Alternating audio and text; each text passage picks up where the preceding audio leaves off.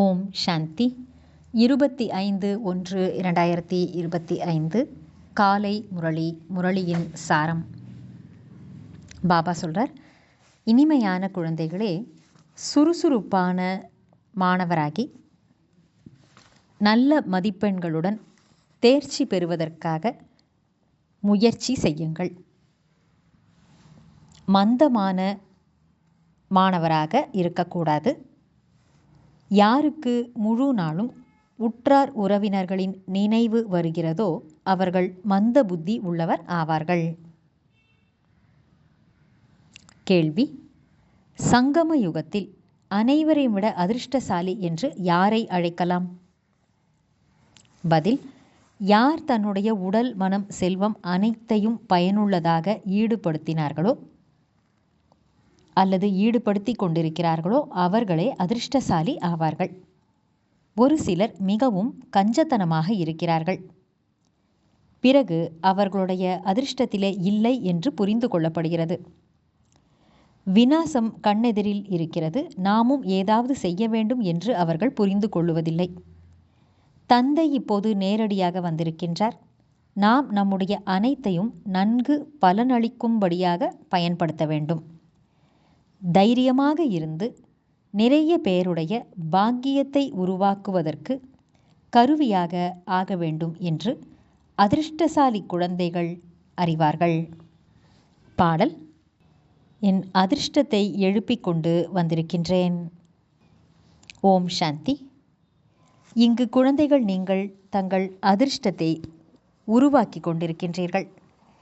கீதையில் ஸ்ரீ கிருஷ்ணருடைய பெயரை எழுதி மேலும் பகவான் வாக்கியம், நான் உங்களுக்கு ராஜயோகத்தை கற்றுத்தருகிறேன் என்று சொல்லப்படுகிறது.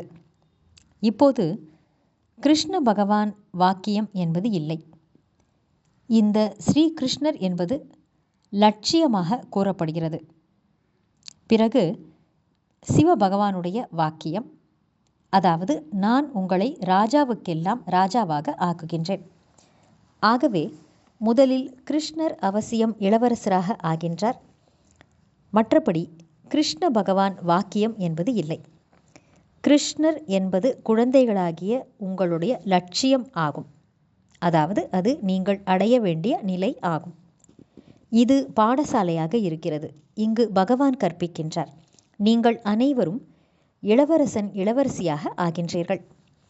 தந்தை கூறுகின்றார், மீண்டும் ஸ்ரீகிருஷ்ணர் ஆவதற்காக நான் பல பிறவிகளின் கடைசி நேரத்தில் உங்களுக்கு இந்த ஞானத்தை கூறுகின்றேன். இந்த பாடசாலையில் ஆசிரியராக சிவபாபா இருக்கின்றார், ஸ்ரீகிருஷ்ணர் அல்ல. தெய்வீகமான தர்மத்தை சிவபாபா மட்டுமே உருவாக்குகின்றார்.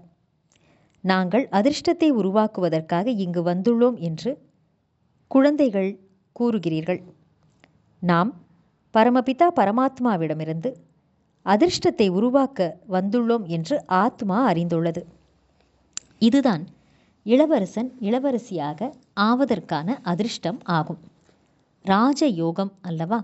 சிவபாபா மூலமாக முதலில் ராதை, கிருஷ்ணர் என்ற ஸ்வர்க்கத்தின் 2 இலைகள் உருவாகின்றன.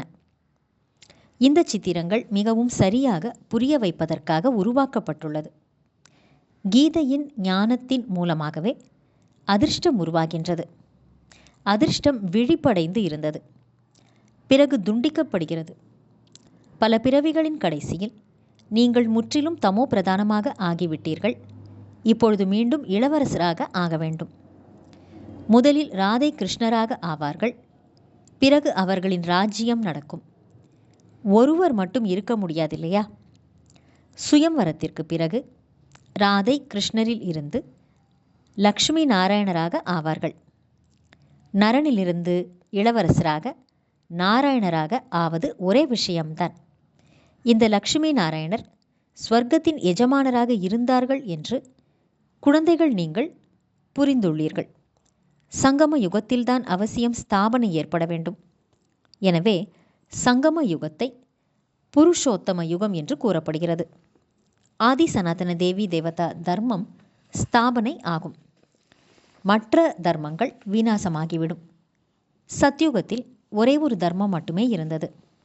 அந்த வரலாறு பூகோளம் மீண்டும் ஏற்படும்.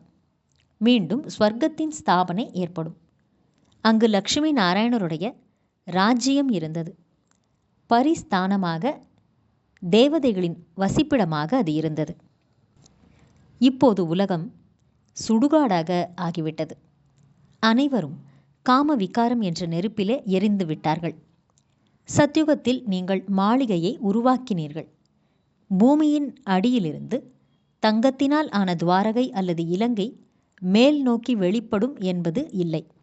துவாரகை உருவாகும், அங்கு இலங்கை இருக்காது. பொற்கால உலகம் என்று ராமராஜ்யம் கூறப்படுகிறது. உண்மையான தங்கம் இருந்தது. அவை அனைத்தும் கொள்ளையடிக்கப்பட்டுவிட்டன. பாரதம் எவ்வளவு செல்வந்த நாடாக இருந்தது, இப்பொழுது அனைத்தையும் இழந்து விட்டது என்று நீங்கள் புரிய வைப்பீர்கள். இந்த வார்த்தையை எழுதுவதில் தவறு ஏதும் இல்லை. நல்லது. தாரணைக்கான முக்கியமான சாரம்: 1.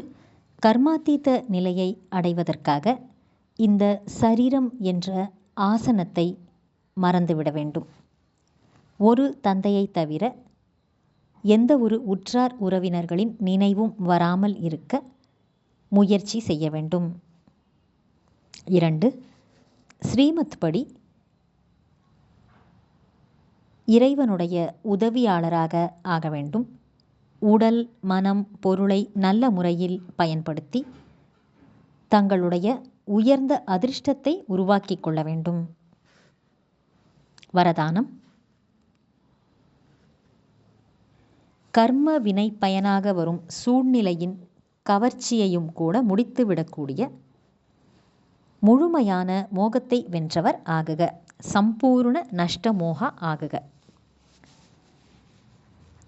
கர்ம வினை பயனாக வரும் சூழ்நிலையின் கவர்ச்சியையும் கூட முடித்துவிடக்கூடிய முழுமையான மோகத்தை வென்றவர் ஆகுக.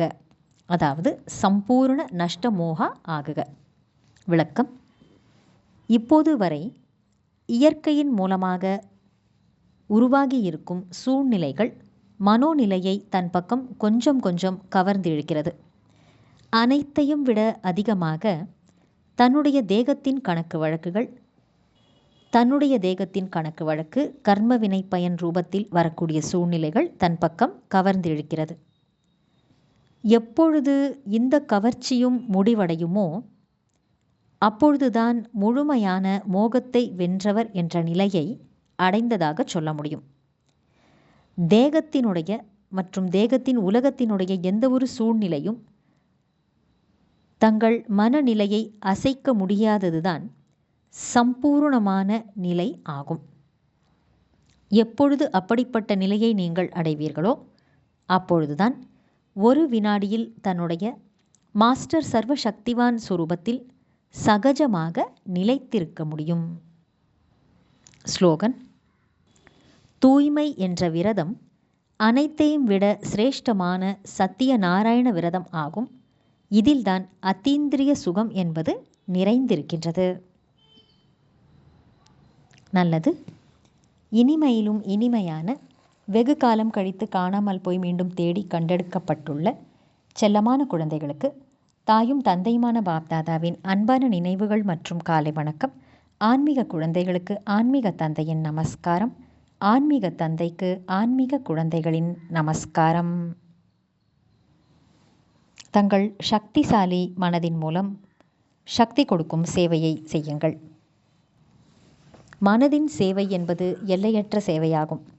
எந்த அளவுக்கு நீங்கள் மனதின் மூலம், பேச்சின் மூலம் தானே ஒரு உதாரணமாக ஆவீர்களோ அப்பொழுதுதான் உங்களுடைய உதாரணத்தை பார்த்து தானாகவே கவர்ச்சி ஏற்படும்.